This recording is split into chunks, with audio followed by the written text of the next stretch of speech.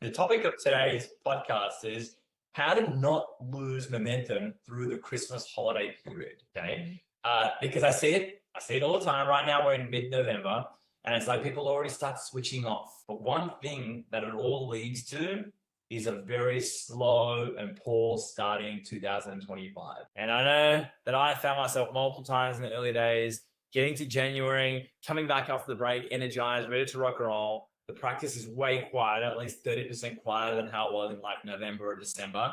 And then I feel like I spent the next 6 weeks trying to like get the wheels moving again and trying to like get things moving forward. And next thing I know, it's not until middle of February before it's kind of picked up back to how it was before. Have you experienced the same thing, Lana? Do you see this happening as well with offices that you speak to? Yes, I think lack of planning is a big deal in chiropractic. I also want to just draw this parallel here. Most of us have had this conversation repeatedly with our practice members of like good habits, less stress during the holidays, trying to keep your people on track to be healthy through this season that for many people is a stressful season.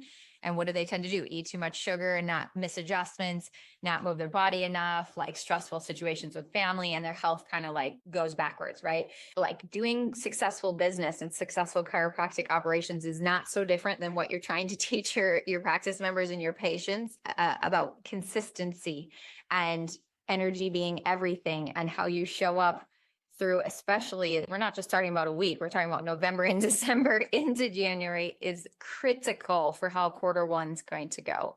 So being more intentional than you ever have to recognize, like, I'm co-creating what I'm going to experience in quarter one by how I finish out 2024.